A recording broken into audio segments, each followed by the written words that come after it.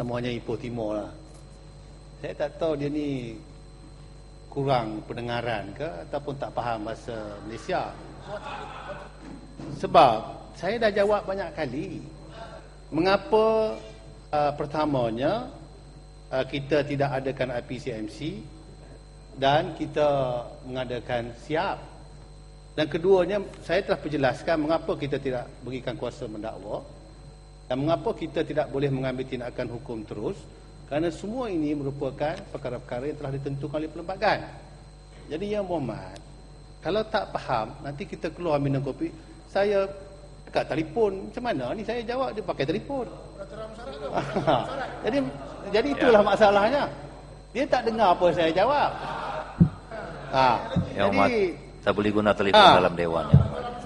Tak boleh guna. Dengan dia buat tak tahu. Jadi tak apalah, saya terus jawab hadiah lah. Jadi kita terus kepada Yang Berhormat daripada Batu. Ya, Yang Berhormat Batu. Kita dan juga Yang Berhormat daripada Kuala Selangor. Ya. Kita mesti beri ruang ya kepada pihak Suruhanjaya nanti, Pesuruhjayanya untuk menentukan dia punya rangka kerja dia dalam bentuk apa.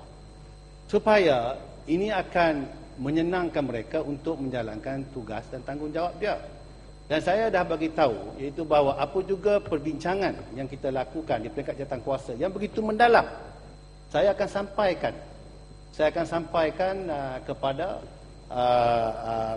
pihak Suruhanjaya, Pesuruhjaya nanti untuk waktu dia nak menyediakan dia punya rangka ruang kerja dia, ruang lingkup dia, supaya dia mengambil kira apa yang telah dibahaskan oleh kita. Ini bukan satu masalah yang besar yang tidak boleh saya lakukan. Ya. Jadi saya ingin menyatakan sini iaitu bahawa kerajaan tidak bersetuju dengan carangan pindaan untuk memotong pasal 26(1) dan kurungan 2. Ini tidak dipersetujui. Kita tidak bersetuju kerana kebimbangan Batu Gajah. Duduklah, saya nak tengok Batu Gajah, saya mau tengok muka you. Dia yang tanya, saya kena jawab pada dia. Batu Gajah dia pandang saya. Tak, dia tak tidur, dia pandang saya. Jadi Batu Gajah, saya boleh recognize masalah yang Batu Gajah bangkit.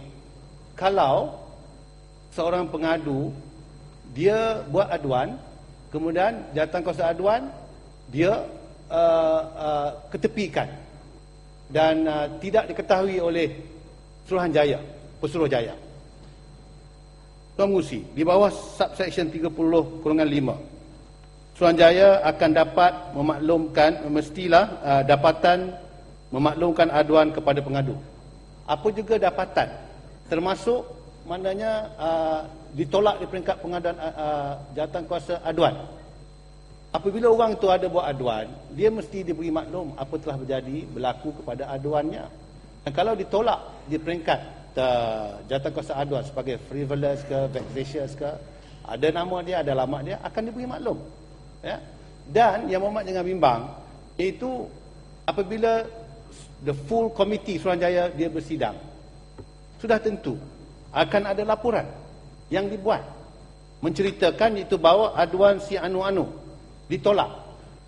Dan di situ Pesuruhjaya akan tahu dan akan bertanya kepada jawatankuasa aduan, mengapa ini ditolak, kalau itu menarik perhatian dia.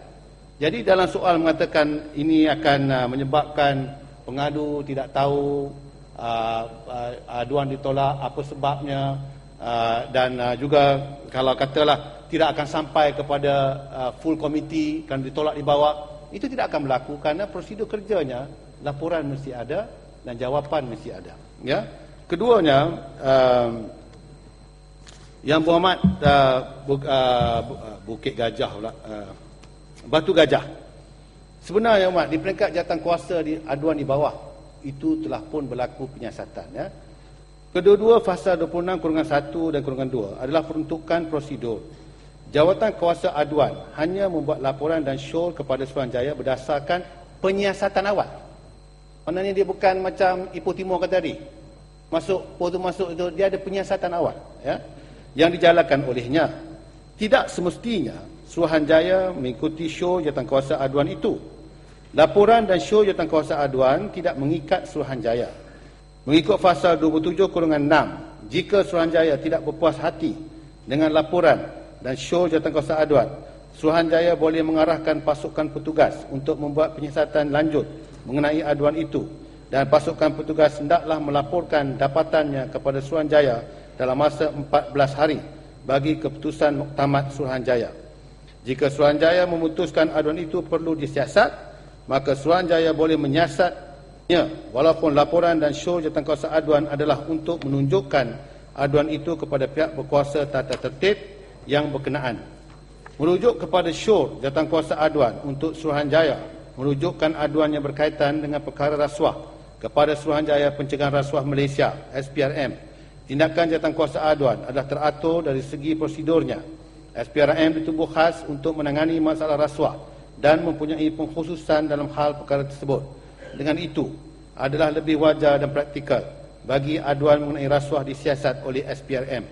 Sekiranya Suruhanjaya Integriti bersetuju dengan laporan dan show jawatankuasa aduan untuk merujukkan perkara rasuah ke SPRM, maka Suruhanjaya Integriti boleh memberikan fokus kepada aduan-aduan yang lain.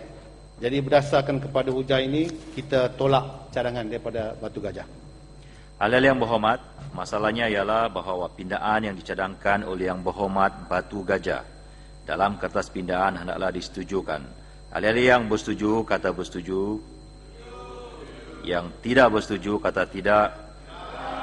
Lebih suara yang tidak bersetuju, pindaan tidak disetujukan. Pasal 27. 26. Pasal 26. Pasal 26 jadi sebahagian daripada rang undang-undang.